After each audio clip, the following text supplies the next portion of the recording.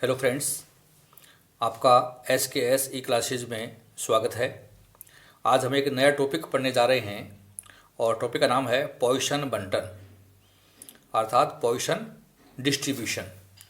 ये जो टॉपिक है ये आपने पढ़ा कि सैद्धांतिक आवर्ती बंटन का सेकंड पार्ट है।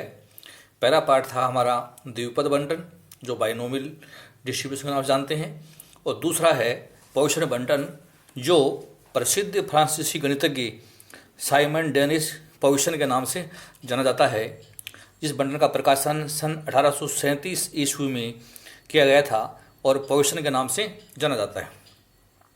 तो ऐसी खंडित श्रेणी या खंडित बंटन जो असामान्य या दुर्लभ प्रकृति का हो, अर्थात जिसकी प्रायिकता बहुत ही कम हो, रेयर हो, बिरली घटनाएं हों, तो ऐसी घटनाओं के लिए यदि आपको प्रत्याशित आवर्तियाँ ज्ञात करनी है तो हम पॉइसन बंटन के आधार पर ज्ञात कर सकते हैं।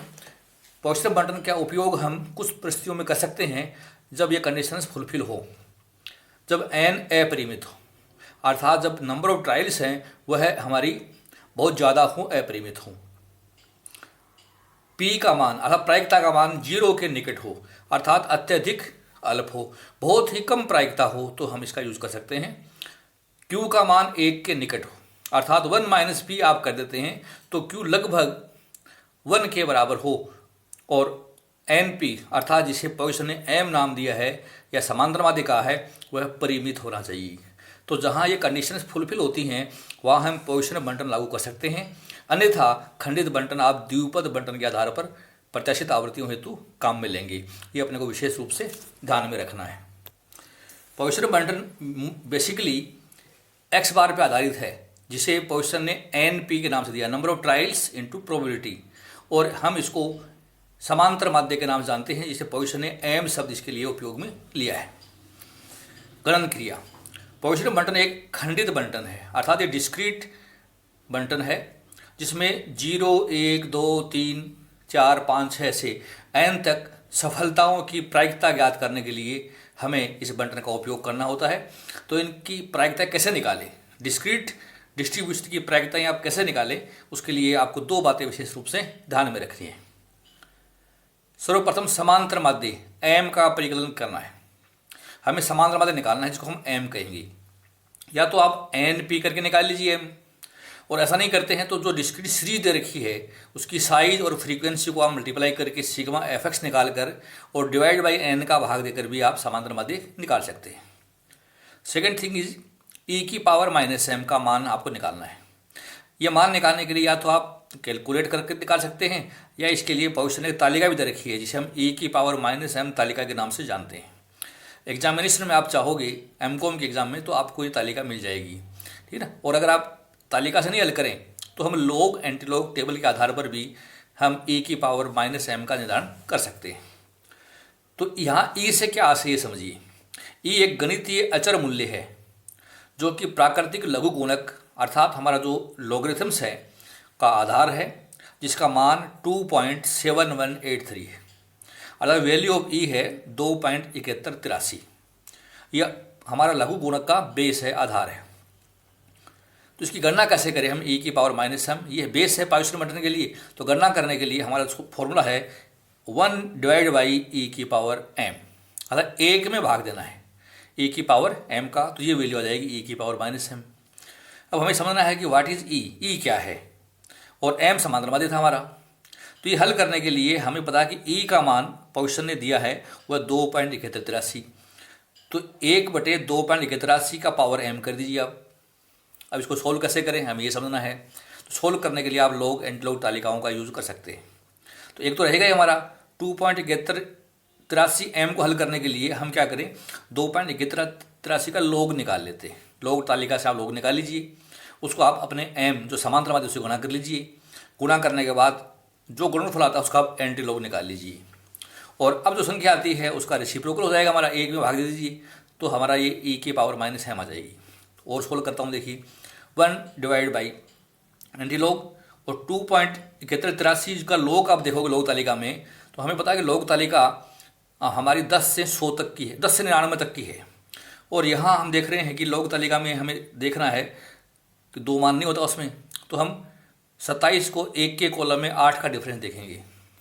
ये मैंने आपके सामने लघु तालिका खोल दी है और 27 को देख रहे हैं, ये 27 का, ये हमारा 0 कॉलम, ए कॉलम में 43 30 और 8 का डिफरेंस देखना है, वो है 13। तो 43 30 में आप 13 जोड़ दीजिए तो ये आ गया 0.4343, अर्थात हमारी संख्या बन गई 40 30 + 13 तो 43 संख्या बन जाती है। और हमारा यहाँ जो अंक 1 है तो 1 में से गया 0 तो दशमलव पहले आ जाएगा। तो 2.71 का लॉग है 0.4343, m से गुणा कर दीजिए। अब जो संख्या आती है उसका एंटीलॉग निकाल लीजिए और हमारा फॉर्मूला ये बन गया, रेसिप्रोकल एंटीलॉग 0.4343 × m। इस तरीके से आप गणितीय विधि से e⁻m निकाल सकते हैं। और अगर आप ऐसे नहीं निकालें तो हमारी तालिका है जिसका नाम है e⁻m, उस तालिका से आप ये मान बहुत आसानी से निकाल सकते हैं। बस आपको समांतर माध्य m का पता होना चाहिए। तो तालिका से कैसे निकाले ये भी मैं आपको बताना चाहता हूँ। तो स्टूडेंट्स, ये हमारी टेबल है जिसका नाम है वैल्यू ऑफ e⁻m। हम इसमें m का मान बहुत आसानी से निकाल सकते हैं e⁻m का। मान लीजिए आप देख रहे हैं कि हमारी जो तालिका है यहाँ 0 से 9 तक लिखा हुआ है या 0.0 0.1 ऐसा लिखा हुआ है।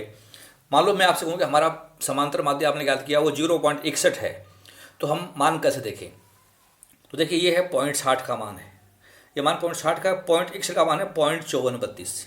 वैसे देख सकते हैं। मान लो हमें कहते हैं कि हमारा समांतर माध्य 0.95 आया तो ये 0.90 का है, 91 का, 92 93 94 0.95 का ये मान है।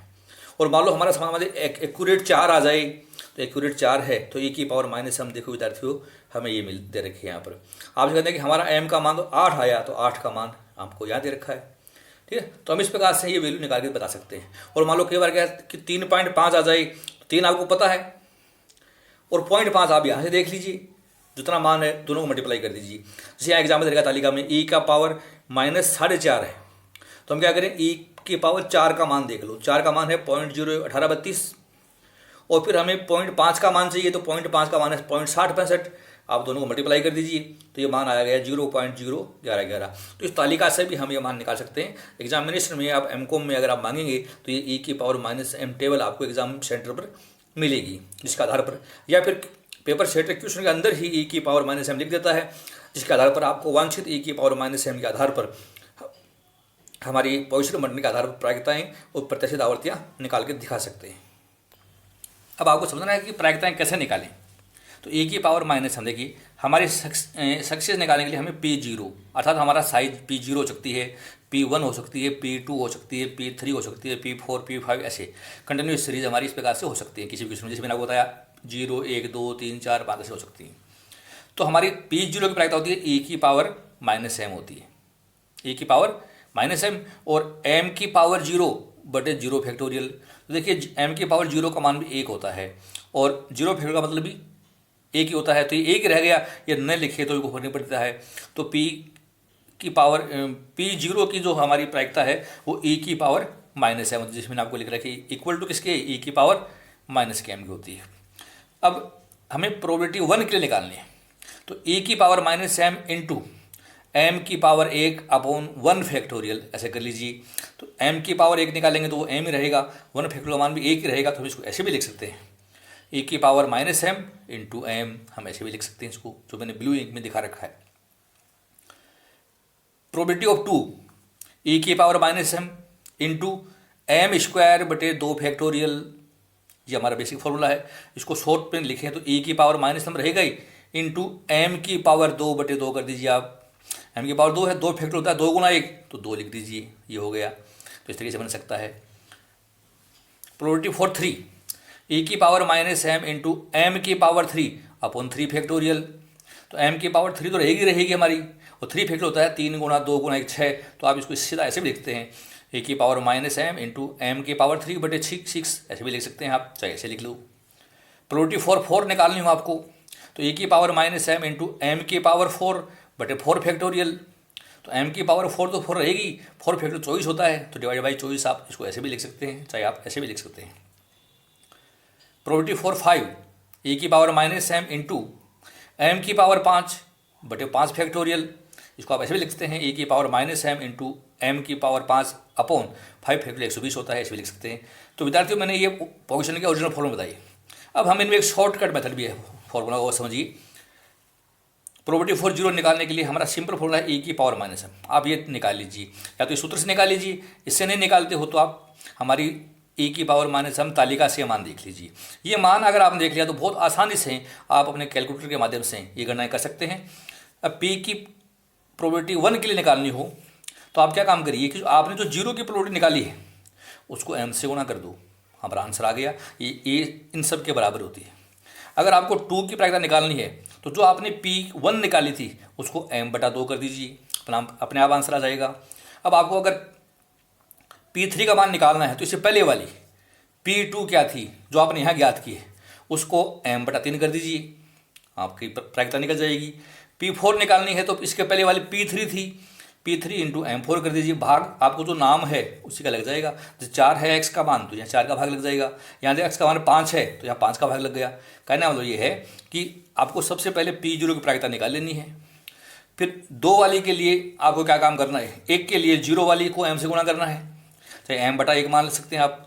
2 वाली के लिए P1 को m/2 करना है, 3 वाली के लिए P2 गुणा m3 करना है, 4 वाले के लिए P3 इंटू M4 करना है और 5 वाले के लिए M4 इंटू M5 करना है। और बालों में कह दूं कि हमें तो P6 का मान निकालना है डायरेक्ट, तो आप क्या काम करिए, अभी आपने P5 निकाल ली है इंटू M और 6 है तो 6 का भाग लग जाएगा, तो ऐसे हम P6 निकाल सकते हैं। P7 निकालनी हो मान लीजिए तो आपने P6 ज्ञात कर ली, P6 इंटू M/, यहाँ 6 था तो ये P7 के लिए m/7 हो जाएगा। तो इस तरीके से हम हमारी प्रायिकता निकाल सकते हैं। तो बहुत इजी वे में हम पोजीशन बंटन की गणना करके दिखा सकते हैं। मेरा अगला जो लेक्चर ले रहा हूँ वो कंप्लीट लेक्चर पोजीशन डिस्ट्रीब्यूशन का सॉल्यूशन के बारे में होगा कि किस प्रकार से पोजीशन डिस्ट्रीब्यूशन में हम समांतर माध्य ज्ञात करें और हमारी प्रत्याशित आवृत्तियाँ कैसे ज्ञात करें। तो मेरा अगला लेक्चर आप ढंग से पढ़ लेंगे तो पोजीशन बंटन आपको अच्छी तरीके से क्लियर हो जाएगा। आपने ये लेक्चर सुना और आपने सूत्र समझे, इनके आधार पर आप प्रैक्टिस कीजिए और प्रैक्टिस जितनी करेंगे तो पोजीशन बंटन आपको बहुत सरल लगेगा और एग्जामिनेशन के हिसाब से आप अच्छे अंक उस एग्जाम में प्राप्त कर पाओगे। लेक्चर सुनने के लिए बहुत बहुत धन्यवाद। Thank you so much.